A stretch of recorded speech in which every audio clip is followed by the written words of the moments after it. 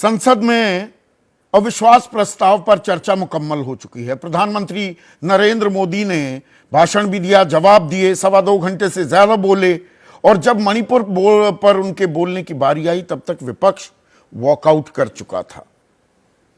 ये अजीबोगरीब खेल भी हमने होते देखा।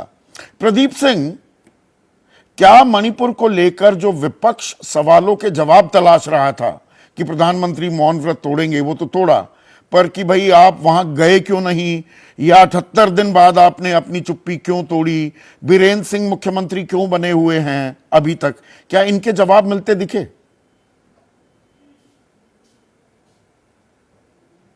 देखिए संदीप जी, जिस दिन से ये सत्र शुरू हुआ मॉनसून सत्र, उसके एक दिन पहले जो वीडियो आया था 2 महिलाओं, उससे विपक्ष को लगा कि उसके हाथ में एक ऐसा मुद्दा आया है जिससे उसने नरेंद्र मोदी, उनकी सरकार और भारतीय जनता पार्टी को जाल में ट्रैप कर लिया है। अब इससे निकलने का रास्ता और निकलने के रास्ते सारे बंद करने के लिए उन्होंने कहा कि हम किसी और विषय पर चर्चा में शामिल ही नहीं होंगे जब तक प्रधानमंत्री आकर बयान नहीं। उनके मणिपुर पर उनके बयान से ही संसद की आगे की कार्यवाही चलेगी। हालांकि इस पर टिका नहीं रह पाया विपक्ष, लेकिन आज प्रधानमंत्री ने जो मणिपुर पर कहा उसको 1 मिनट के लिए छोड़ दें। कल जो गृह मंत्री अमित शाह बोले, कल और आज में बीजेपी ने उस ट्रैप को रिवर्स कर दिया। बाजी को आज प्रधानमंत्री ने पलट दिया। कल अमित शाह के बोलने के बाद विपक्ष के जो लोग, कांग्रेस और दूसरे दलों के लोग बोले, उनके पास अमित शाह की बातों का कोई जवाब नहीं। विपक्ष की कोई तैयारी नहीं थी। विपक्ष ने यह कोई व्यूह रचना नहीं बनाई थी कि कौन सी पार्टी का कौन सा नेता किस मुद्दे पर हमला करेगा, किस मुद्दे पर विपक्ष को घेरेगा, सत्ता पक्ष को घेरेगा।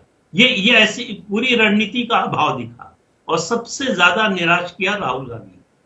उम्मीद की जा रही थी कि संसदीय जाने के बाद वो पहली बार संसद में आ रहे हैं और उनको एक बड़ा मुद्दा मिला है सरकार को घेरने का, सरकार को कटघरे में खड़ा करने का, जिस पर सरकार के पास कोई जवाब नहीं होगा।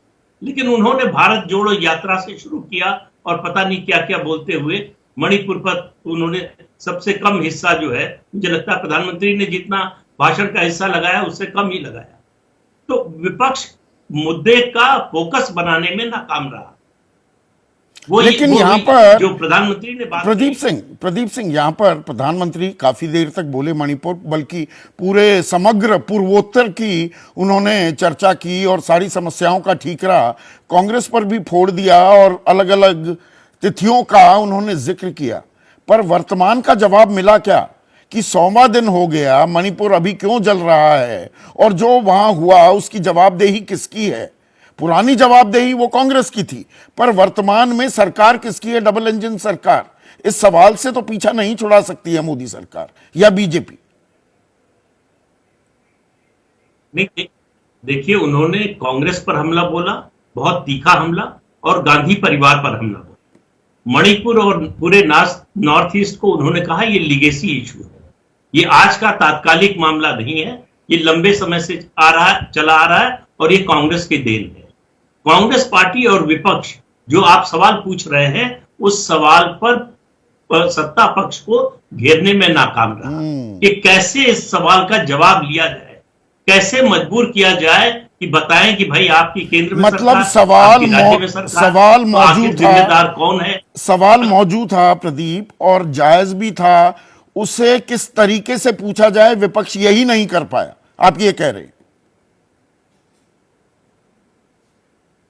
बिल्कुल नहीं कर पाया, और उसके उलट सत्ता पक्ष ने ऐसी तस्वीर प्रस्तुत की कि जैसे विपक्ष ही सारी बातों के लिए जिम्मेदार, सत्ता पक्ष की कोई जिम्मेदारी ही नहीं हो।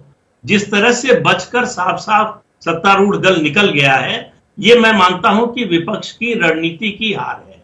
इसमें एक और चीज बताइएगा प्रदीप जी, आपने गृह मंत्री अमित शाह का जिक्र किया, संजीदा भाषण था कल, काफी डिटेल में भी वो गए, लेकिन लूज बॉल्स भी थी उसमें। सबसे बड़ी वो लूज बॉल थी कि देखिए, अगर मुख्यमंत्री कोऑपरेट कर रहा है तो 356 कैसे लगा दें भाई?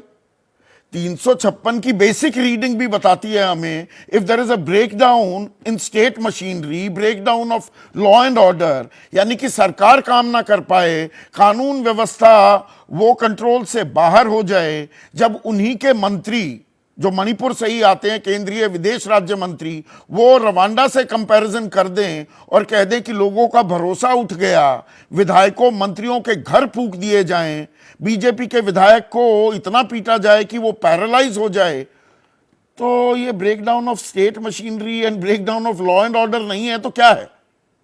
इसमें मुख्यमंत्री कोऑपरेट कर रहा है, वो थोड़ी आपको नहीं लगा लूज बॉल थी, पर उस लूज बॉल को भी नहीं रीड कर पाया विपक्ष। नहीं, आप बिल्कुल ठीक बात कह रहे हैं। उससे ज्यादा बड़ा हथियार विपक्ष को दिया सुप्रीम कोर्ट ने। सुप्रीम कोर्ट ने साफ साफ कहा कि कॉन्स्टिट्यूशनल मशीनरी का पूरी तरह से ब्रेकडाउन हो गया। एग्जैक्टली। विपक्ष को इससे बड़ा हथियार क्या मिलता? इसके बावजूद देखिए, लूज बॉल अगर बॉलर करता है तो बैट्समैन अगर उस पर छक्का नहीं मार पाता, बैट्समैन अगर उस पर स्कोर नहीं कर पाता, तो ये गलती जो है बॉलर की नहीं हो सकती है, फिर ये गलती तो जो है वो बैट्समैन की है। सवाल यह है कि आप कैसे उस लूज बॉल को खेल रहे हैं।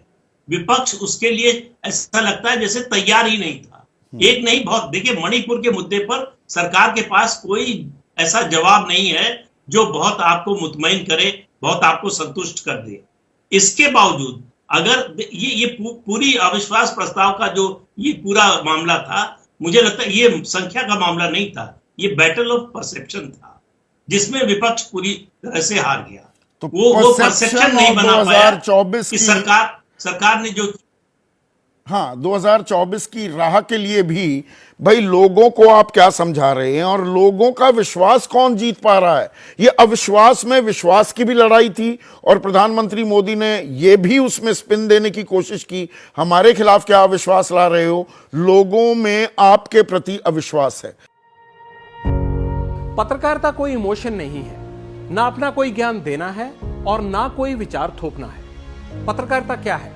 पत्रकारिता का मतलब है सही जानकारी इकट्ठा करना और तथ्य बताना। पत्रकारिता आज जितने महत्वपूर्ण दौर में है, शायद पहले नहीं थी। इस दौर से निकलने के लिए सिर्फ सच दिखाने की जरूरत है, वो सच जो आपके हित को आगे रखे। इसलिए अब रात 9 बजे प्राइम टाइम नहीं होगा, ये आपका टाइम है। जगविंदर पटियाल के साथ देखिए पब्लिक इंटरेस्ट, सोमवार से शुक्रवार रात 9 बजे सिर्फ एबीपी न्यूज पर। एबीपी न्यूज आपको रखे आगे।